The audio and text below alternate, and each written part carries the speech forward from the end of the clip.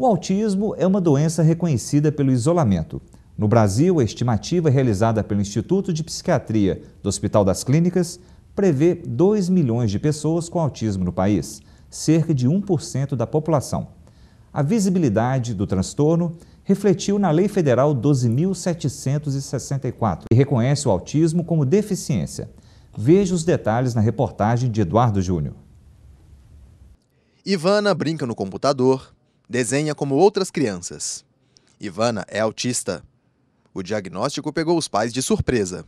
Eu percebi que desde que eu estava grávida da Ivana, que ela não mexia dentro da minha barriga. Eu tinha mais 2 colegas grávidas no serviço e eu percebia que elas comentavam, né? Da gente de mexer, de menino mexer, e a Ivana não mexia. Na verdade, foi com 3 anos e meio, a gente tinha uma noção que não tinha muita noção de como era um primeiro filho, né? E eu, apesar de pediatra, nessa ocasião eu trabalhava muito, tinha pouco tempo de ficar em casa. Então, uma cunhada que observou que ela era diferente. Aí a gente foi buscar ajuda, né? Quando Ivana nasceu, ainda não havia uma lei que assistisse às pessoas com espectro do autismo. Todos os casos eram tratados como deficiência mental. O termo autismo vem do grego autos e significa de si mesmo. Uma definição clara para pessoas que vivem em um mundo próprio, que têm dificuldade em se relacionar com outras pessoas e situações, e muitas vezes adotam um comportamento repetitivo e obsessivo. O autismo surgiu na literatura psiquiátrica no ano de 1906 e foi descrito clinicamente na década de 40 nos Estados Unidos. Atualmente, a Organização das Nações Unidas acredita que em todo o mundo haja 70 milhões de autistas. Só no Brasil, acredita-se que sejam 2 milhões de casos. Em linhas gerais, ele é caracterizado por atraso no desenvolvimento. Toda pessoa que tem autismo tem atraso de desenvolvimento. Às vezes aquele cara que é muito mais inteligente que a gente, né, ao invés dele ver televisão, filmes e etc., ele vai ver Bob Esponja. Tá? E os outros indivíduos, né, têm atrasos de desenvolvimentos mais evidentes, do tipo, tem atraso para falar, tem atraso para apontar para o que quer, tem atraso para mostrar mostrar uma coisa para a pessoa, tem atraso para falar, tem atrasos na comunicação em geral, tem comportamentos que também são atrasados, do tipo, tem atraso para aprender a brincar. Tá? Continuando, de forma geral, o autismo é um transtorno em que a criança, né, ele prefere coisas em relação a pessoas. O Brasil não tinha uma política voltada exclusivamente para a causa do autismo até o ano de 2012. Em Belo Horizonte, no primeiro semestre daquele ano, foi aprovada uma lei municipal de autoria do vereador Leonardo Matos.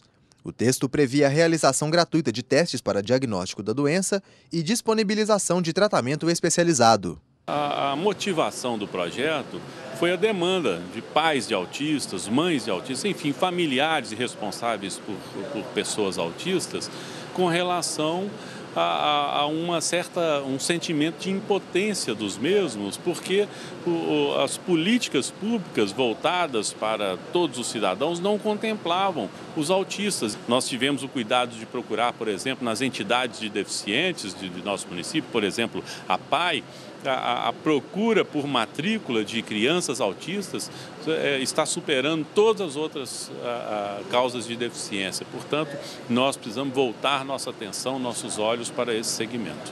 No final de 2012, foi sancionada a Lei 12.764, que institui a Política Nacional de Proteção da Pessoa com Espectro Autista. O texto reconhece o autismo como deficiência e garante a atenção integral às necessidades do paciente. O reconhecimento da doença trouxe junto outras medidas de apoio. Eu sempre achei que essas coisas de rotular a pessoa, né, era meio complicado, você rotular um autista e tudo. Mas agora eu percebo que com a presidente sancionando a lei, estendendo os benefícios aos autistas, isso é um bom caminho. A inclusão, né, do colégio. A lei já previa isso, que os alunos teriam que ser incluídos nas escolas públicas, principalmente, né? Mas eu acho que é o seguinte, que a gente tem que... A escola também tem que querer aceitar o aluno, porque ela também ganha com a presença do aluno lá dentro. Então, eu acho que foi muito bom ter rotulado não rotulado, mas assim, de ampliar esses direitos aos autistas, porque só quem tem autista em casa é que sabe o trabalho que ele dá. Apesar dessas mudanças, ainda hoje há dificuldade de diagnóstico e ela se relaciona com a falta de preparo. Os médicos são pouco treinados para isso. Então, na verdade, quem deveria levantar essa questão deveriam ser os pediatras. E os pediatras não são treinados para isso. O tratamento pode apresentar melhores resultados se iniciado entre os 2 e 3 anos de idade. O tratamento é basicamente não médico. Para que se medica as crianças? Quando elas estão com muito problema de comportamento, tá? Ou então quando elas estão com muito atraso no desenvolvimento.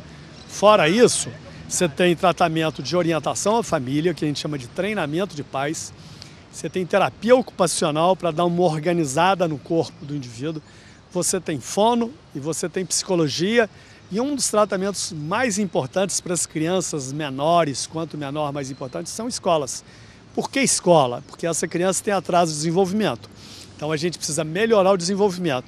Quem consegue estimular mais crianças? Outras crianças. Onde estão essas outras crianças? Na escola. Outro fator importante no tratamento é a aceitação.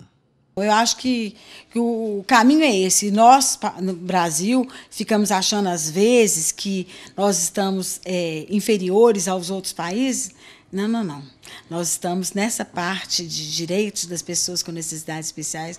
Nós estamos a muitos quilômetros de frente de uma França, de uma Bélgica. Nós estamos muito bem. E vamos continuar mais, porque tem uma mãe aqui que defende, né? Então, se as outras se aliarem a mim, nós vamos juntas, todos por uma causa nobre, né? Fazer com que o autista seja aceito na sociedade, né?